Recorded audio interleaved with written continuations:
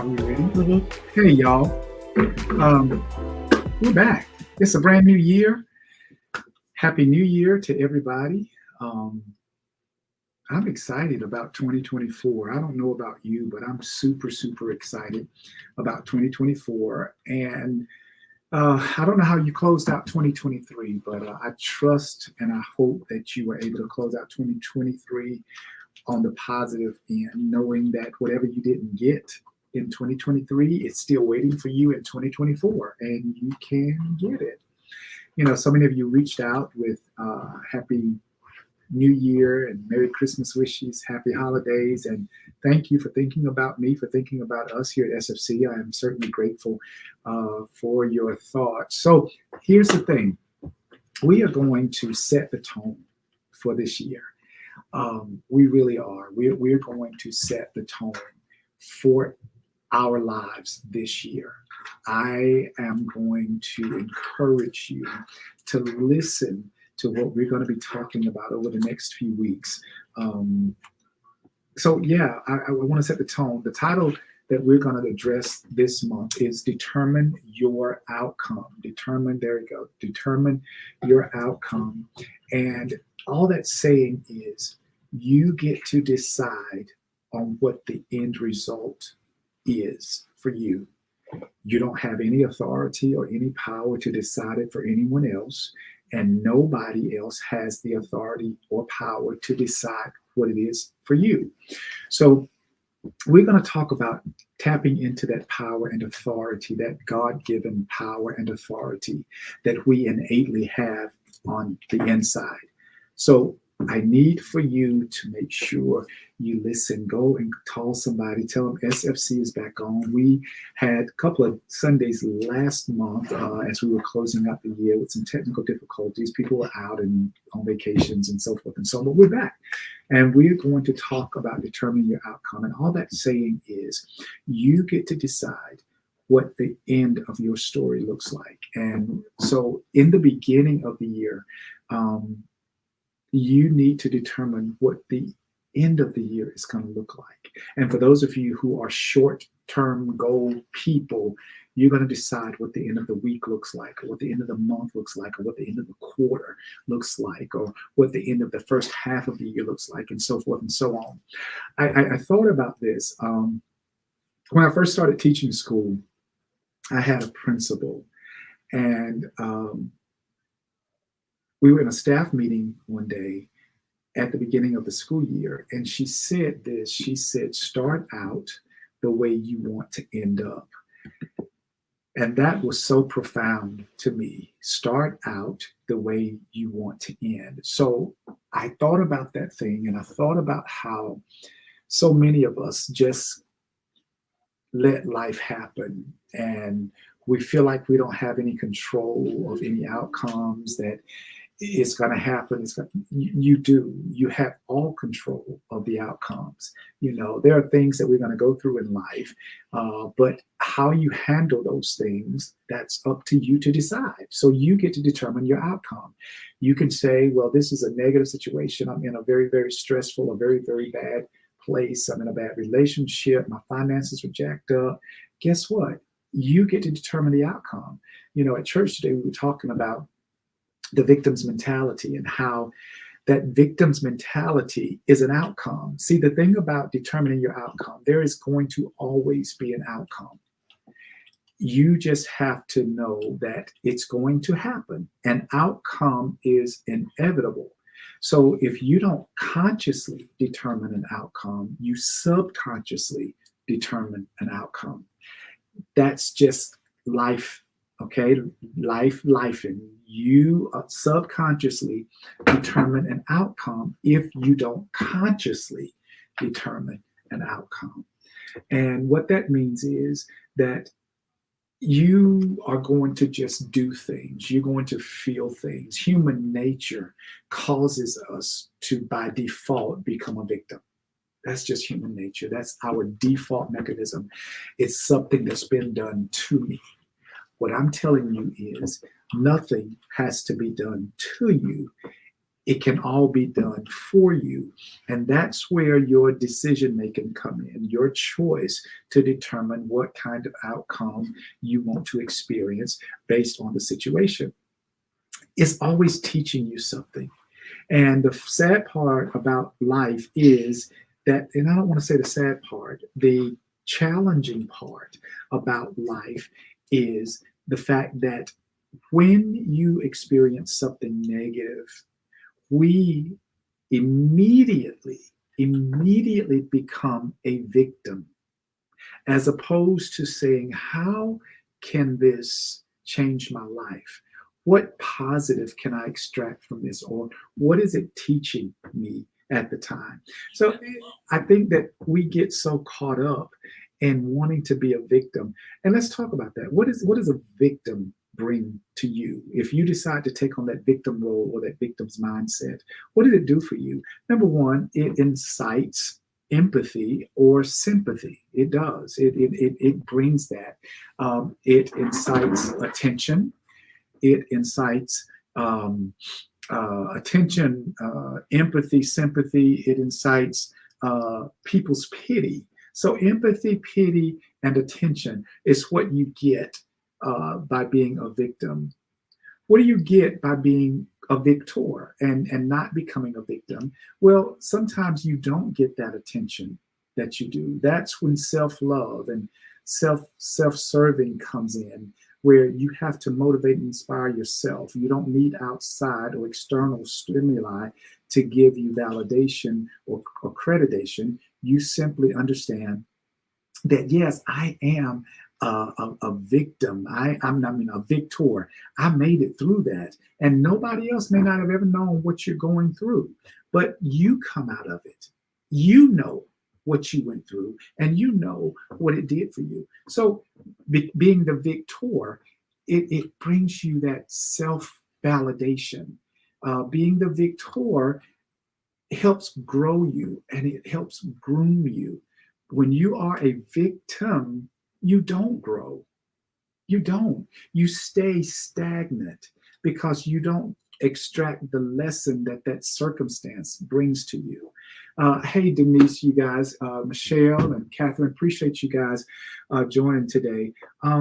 Yeah, we've got to determine your outcome. My challenge for you as the beginning of this year is to determine what you want to see. And we can start small. We can start short. What is it that you want to see by the end of January?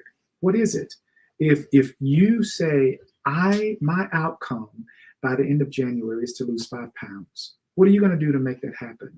You say, my outcome by the end of January is to get my finances in order. I need to start creating a budget or whatever. I want to have so many dollars saved by the end of January. So what are you going to do to make it happen? You see how it's your choice? You get to your choice. Like I said, in church today, we were talking about that. In Deuteronomy chapter 30, verse 19, it says this. It says, today, I am giving you the choice between life and death. I am giving you the choice between blessings and curses. I would that you choose life. So you see how you get to choose your outcome. You get to choose what you will experience. Will you pick the best outcome for you? Or are you just going to let it come and by default handle whatever comes your way? And then that puts you in a role of even more of a victim because the outcome is not favorable to you. So you get to decide what that outcome is. And I hope that you would choose blessings over curses. And I hope that you would choose life over death.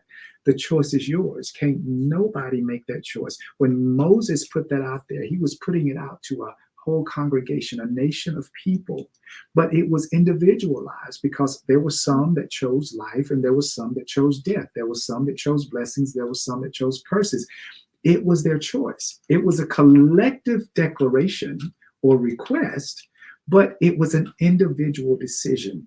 And you have to have that individual decision. That's what I'm telling you. You get to determine your outcome.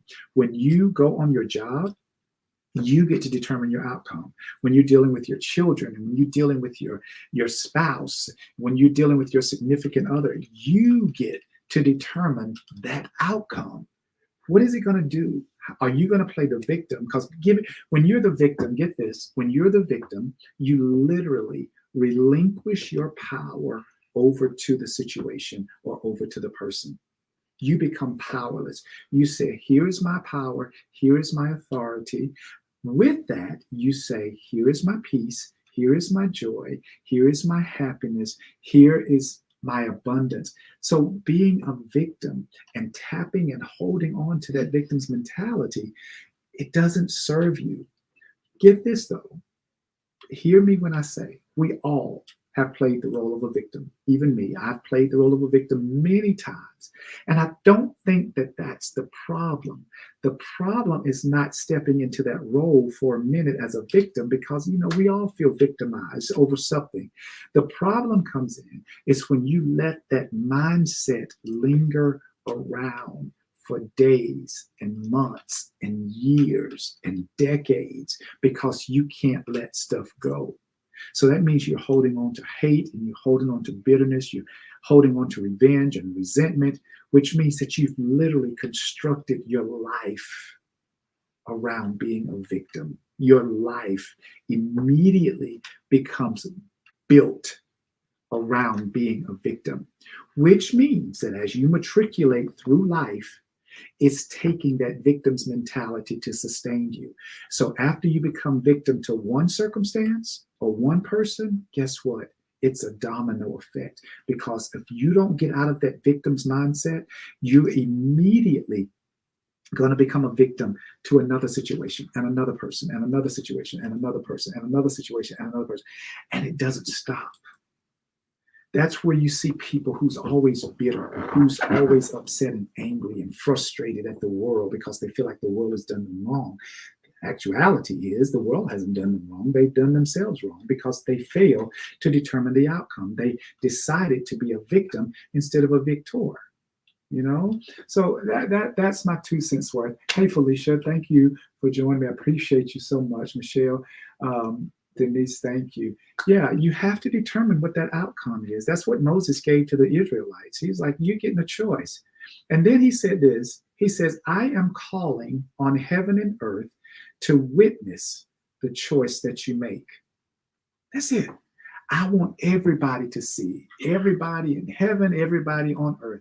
I want them to see what you decide to do. I feel like he did that so that when their decision manifests, they can't blame nobody but themselves. They can't blame nobody. Remember, you decided to choose death and cursing. Don't get mad at the folk or jealous or insecure or bitter at the people who decided to choose life and blessings. Okay? Remember, the choice is yours. Every single day of your life, I need you to keep that at the forefront of you. I get to determine my outcome of the day. Am I going to have a productive day? Am I going to have a happy day? Am I going to see things in the positive aspect, or am I going to see them negative, or I'm going to be the victim? Will I close out today, woe is me, why did this happen to me? You get to determine the outcome. My challenge to you is take it one day at a time. Take it one day at a time. Every day, I challenge you to get up and determine your outcome for that day. What is your outcome going to be for that day? I do it all the time. I have to do it. I'll lay in the bed before my feet ever hit the floor. And I'm like, today is going to be a productive day. I'm going to get a lot of stuff done. I'm going to have it done by so-and-so. By so-and-so, I have this done. By so-and-so, I have that done. And I literally go through my day before I ever get up, because I get to determine the outcome that I want for that day. So with that being said, if I do that day to day, that means I'm going to have productive weeks, productive months, productive years, because I'm doing it one day at a time every single day. All right? So that's enough for today. That's my challenge. Remember, you get to determine your outcome. Nobody gets to decide for that. Just determine that for you but you.